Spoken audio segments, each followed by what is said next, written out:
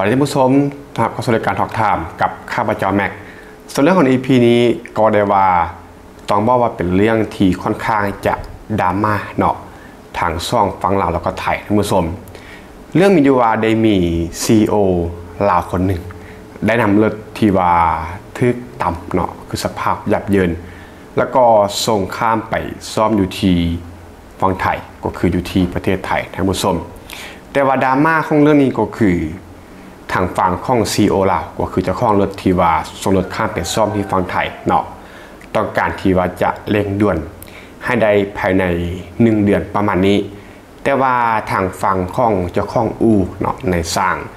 ในประเทศไทยนั้นก็เลยต้องกับว่า1 เดือนนั้นมันเป็นระยะเวลาที่ว่าสั้นเกินไปเนื่องจากว่ามันบอถึงเรื่องที่ว่าจะสั่งอะไรนั้นนี้ข้ามมาตั้งแต่ยุโรปเนาะว่ามันแมนรถที่ว่าต้องใช้อะไรนอกทั้งหมดส่วนเรื่องนี้เขาจะคอยบอกรายละเอียดกันที่ภายหลังเนาะแล้วก็ CEO ทางฝั่งลาวก็ได้มีการใช้คำที่ว่าดูถูกหมิ่นประมาทกับทางเจ้าของอู่เนาะเห็นให้เจ้าของอู่ทางฝั่งไทยนั้นก่อโมโหเกิดอารมณ์ที่ว่าโมโหทั้งหมดแล้วก็มีการถกเถียงแล้วก็ไล่ให้เอารถนั้นไปซ่อมงานอื่นทั้งหมดก็คือ1 เดือนนี้บ่สามารถเฮ็ดได้เนาะก็คือซ่อมบ่ได้เขาจะกลับมาอบรมกันอีกครั้งก็เหมือนเขาไปเบิ่งวิดีโอเหตุการณ์ดังกล่าวก่อนท่านผู้ชมเราจึงกลับมาลงเรื่องดราม่าแล้วก็ประเด็นต่างๆเนาะซึ่งแม็กก็ต้องบอกกันว่าแม็กนั้นเป็นกลางอยู่หรอเนาะบอกแบบเป็นกลางแล้วก็โดยเหตุผลที่แม็กอยากจะบอกเนาะกับประเด็นดราม่าท่านผู้ชมตำรวจมารอจับกูนี่ตำรวจมารอจับกูส้นตีนอะไรข้อหาอะไรวะแกนี่มันอ่านมาตั้ง10 วันเลยเนี่ยมันพี่ว่ามันเยอะเลยสำหรับพี่นะลูกค้าไม่เกียรติเราก็ไม่สนใจฮะนะลูกค้าดูถูกเราก็กูก็ไม่สนใจนะไม่เอานะไม่ทำนะไม่ทำที่ไหนก็เลยของมึงไม่ทำนะแลนด์ครูเซอร์300จากสปป.เวียงจันทร์นะเอามาซ่อมย้อมแมวเพื่อจะไปขายที่สปป.นะลูกค้าแบบนี้ปวดหัวนะเสียเวลาเสียสุขภาพจิตมีของมันไม่มีอะไหล่ครับผมก็อยากจะทำรถให้พี่เหมือนกันแต่ในเมื่ออะไหล่มันไม่มีแล้วมันช้าตรงอะไหล่เพราะผมไม่ได้ติดต่อทางเดียวผมติดต่อหลายคนเขาก็ต้องผ่านกันอีกทีนึงว่าค่าอะไหล่เท่าไหร่ชิ้นนี้มีของไหมผ่านมา10 วันพี่บอกว่าผมไม่สนใจไม่เป็นไปไม่ได้ผมไม่ได้ยืนยันรับปากเลยครับว่าเอารถมาจอดซ่อม30 วันอะไหล่มันอยู่ต่างประเทศนำเข้ามา15 วัน20 วันกว่าจะมาซ่อมกว่าจะมาทำรถชนมานะพี่คานยุบหน้ายุบจะให้ผมซ่อม30 วันเป็นไปไม่ได้ครับผมบอกกับพี่ชายพี่แล้วเขามายืนเร่งผมบอกพี่ครับผมก็มีงานหน้าร้านอยู่เดี๋ยวให้เด็กดูแลหรือจัดการไปอะไหล่ชิ้นไหนเสียเดี๋ยวผมเช็คให้ไม่อยากรับแล้วถูกกดดันเยอะเหลือเกินก็ไม่อยากรับแล้วครับรถคันนี้ซ่อมเนี่ยมันต้องอะไรมีอะไรพังบ้างที่ต้องลิดลงไม้ผมลิดแล้วไงลิดไปแล้วผมลิดให้เจ๊ดูแล้วนี่ไงเจ๊เห็นไหมใบรายการอ่ะอย่าใจร้อนเธอเป็นคนใจร้อนเธอจะไม่รวยแต่ความข้างหน้าเป็นเหมือนหมาเมื่อรวยสิหรอกผมวันนี้ดูถูกแล้วครับดูถูกผมนะเขาบอกว่าถ้าใส่อารมณ์น่ะคุณจะไม่รวยเป็นแบบ CEO แบบเขาโอ้โหเฮียดูถูกกูทุกอย่างเอาเป็นว่าเรื่องของมึงแล้วกันไอ้สัตว์นะท่านผู้ชมก็ประมาณนั้นเนาะสำหรับวิดีโอต้นเหตุที่ว่ามันเกิดดราม่าเรื่องนี้ขึ้นมาท่านผู้ชมซึ่งจ้างแม็กที่ว่าฝั่งแล้วเนาะฝั่งแบบเป็นกลางบ่ได้ฮู้จักทั้งสองฝ่ายบ่ได้ติดตามทางอูนี่แล้วก็บ่ได้ฮู้จักทางCEOฝั่งลาวท่านผู้ชมว่าง่ายคือฝั่งแบบเป็นกลางบ่ได้อคติบ่ได้ฮู้จักกับฝ่ายหนึ่งเนาะฟังด้วยวิจารณญาณท่านผู้ชมซึ่งต้องบอกกันว่าตอนเริ่มมีการสนทนามันก็ปกติเนาะก็คือทางฟังเจ้าของอู่ทางฟังในสร้างเพิ่นก็ล่มแบบปกติแม้ว่ามันบ่ได้มีเรื่องได้เลยที่ว่าเฮ็ดให้แบบที่มันจะเกิดดราม่านะเพิ่นก็ล่มดีอยู่ได้เนาะทางเจ้าของอู่ที่ประเทศไทยเพิ่นก็อธิบายเหตุและผลก็คือการที่จะซ่อมภายใน1 เดือนดังที่CEO ลาวต้องการนะมันเป็นไปบ่ได้ปัญหาหลักก็มาจากเรื่องของอะไรมันบอกเพราะว่ารถรุ่นนี้ท่านผู้ชมมันบ่ได้ผลิตอยู่ที่ประเทศไทยมันบอกบ่ได้ประกอบที่ประเทศไทยมันน่าจะเป็นรถจากซุ่นเนาะฉะนั้นอะไรนั้นจึงต้องนำเข้าจากต่างประเทศแล้วก็อายเพิ่นก็ว่าประมาณ15 ถึง 20 วันเนาะในการนำเข้าอะไรเข้ามาท่านผู้ชม อะไรเข้ามาก็10กว่าวัน20วันละจะให้มาประกอบอีกฉะนั้น1เดือนมันก็บ่พอนี่ก็คือการโอลมกันอธิบายเหตุผลมันก็ปกติแล้วก็ชัดเจนบอกท่านผู้ชมมันบ่น่าจะเกิดเรื่องที่ว่าบานปลาย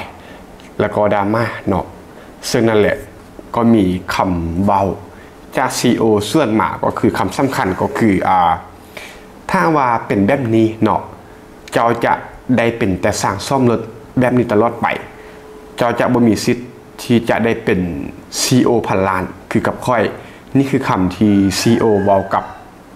สร้างเนาะก็คือเว้ากับเจ้าของอุลตที่ฝั่งไทยเห็นให้เจ้าของอุลตฝั่งไทยนั้นก็เกิดอาการที่ว่าก็ปกติเนาะคนเฮาเมื่อที่ดูถูกหมิ่นประมาทก็มีอารมณ์โมโหเป็นเรื่องธรรมดาแล้วก็ไล่ให้ไปซ่อมอยู่ที่ห้างอื่นท่านผู้ชมก็คือบ่รับซ่อมละท่านผู้ชมซึ่งแม้ว่าเจ้าของห้างนี้ก็คือดีเลยแหละก็คือมีคนเป็นมืออาชีพเนาะก็คือว่าตามตรงว่าอะไรมันบ่มีก็ต้องนำเข้าเพื่อให้ลูกค้านั้นได้ข้องแท้บอกท่านผู้ชมได้อะไรแท้ได้ข้องแท้ได้ข้องที่มันคอกรถนะนำเข้ามาจากต่างประเทศก็ต้องอดใจรอได้เนาะถ้าว่าต้องการได้ภายใน30วันจะได้เป็นไปได้ก็ต้องไปเบิ่งงานอื่นที่ว่ามีอะไรพร้อมท่านผู้ชมซึ่งมันก็น่าจะเป็นเรื่องบังเอิญเนาะเพราะว่าการที่จะมีหารได้หรือว่าอู่รถได้ที่ว่าสต็อกอะไรเข้ากับรถรุ่นนี้นะก็คงจะเป็นเรื่องที่บังเอิญเนาะถ้าว่ามีก็โชคดีก็อาจจะทันภายใน1เดือนนะก็คือเอาอะไรที่ว่ามีอยู่ประกอบเข้าไปก็ซ่อมกันก็ว่ากันไปก็อาจจะทัน1เดือนเนาะก็ลองไปซ่อมคันใหม่เบิ่งแต่ว่าสำหรับอ่านของไอเพิ่นที่ว่าเป็นดราม่านี่เนาะก็คือ1เดือนนี้ไอเพิ่นก็บอกว่าเป็นไปบ่ได้เนื่องจากว่าตรงท่าอะไรมันบอกอะไรก็15วัน20วันละยังมาประกอบมาซ่อมแปลงอันนั้นนี่ก็ว่ากันไปซึ่ง